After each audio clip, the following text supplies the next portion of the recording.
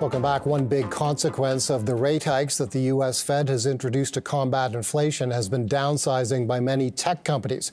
According to layoffs.fyi, more than 100,000 tech workers lost their jobs across 344 firms in the first weeks of this year. Even as layoffs slow down, workers are facing other challenges. According to Goldman Sachs, artificial intelligence could replace the equivalent of 300 million jobs. Let's bring in an expert into current tech and labor trends. Jennifer Moss is an international speaker and author of The Burnout Epidemic. She joins us right now in studio. Thank you for coming in. Yeah, it's so great to be here. What are some of the consequences of this huge wave of layoffs we've seen in the tech sector? It's happening in an economy where unemployment at large is at relatively low levels.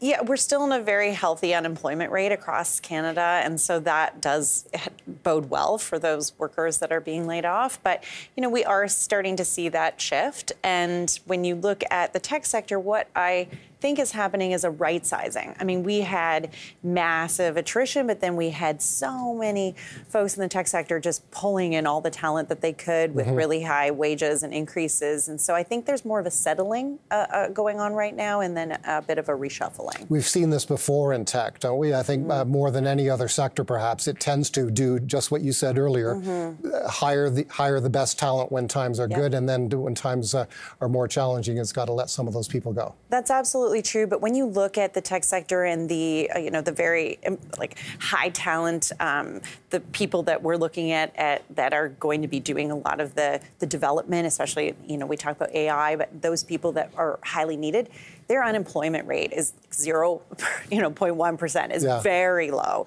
So it really depends on how we're looking at the people that are being laid off, and tech is just always contracting and expanding. And what about AI? I mean, it has burst into the headlines this year as a concern by many people. I spoke to a young person who's just getting to the end of his post-secondary education in a coding-related field, and he's worried now that AI will take the job that he hopes to have.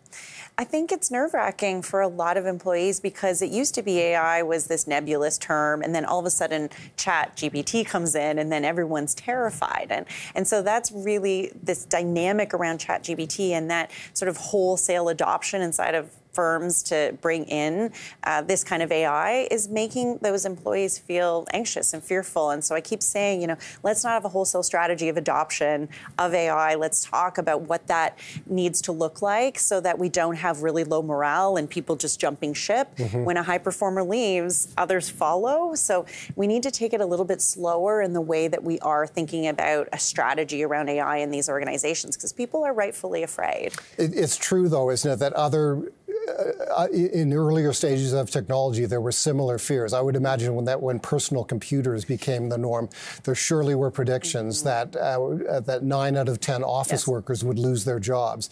Robotics in factories, same thing. Those fears have not played out. No, and I think that we have to, understand that this is sort of history repeating itself. We get afraid, and people think they're going to be obsolete. We've been talking about worker obsolescence for, decades. And so it's not new. I think just the rapid evolution of everything, and then kind of COVID anxiety. People are still hung over from that sense of uncertainty. And so something comes in again where they're misunderstanding what the role that AI can play.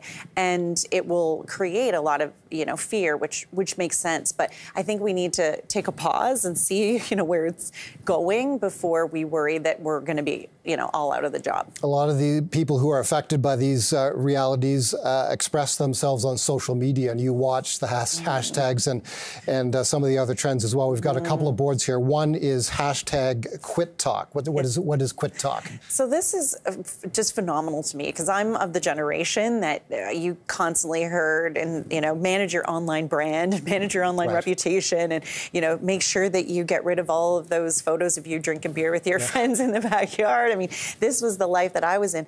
And yet now we have raised a generation to be vocal. They're digitally nascent, so they're going to social media and they're using it to express their dissatisfaction. And in COVID, they were constantly sort of filming their day-to-day lives, and that then, showed up at work. And Quit Talk is essentially just live quitting. So you are filming yourself quitting your job, and it goes viral. I mean, there was 3 billion views of the quit talk hashtag. So it's almost like what I say is like standing in the virtual town square and you have 1 billion picketers. Yeah. So we want to be making sure that we're paying attention to what's being said on social media. And the other one is rage applying. Young people unhappy with their current job applying for another one.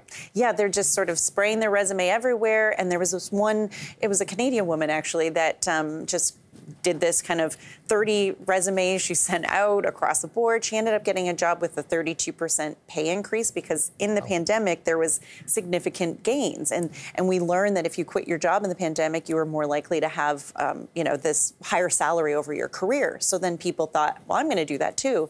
But then you just end up in another situation where who knows where you land. If you're happy, there's a lot of reshuffling because people aren't. And so that's another kind of social media trend that still fascinates me. Thank you so much.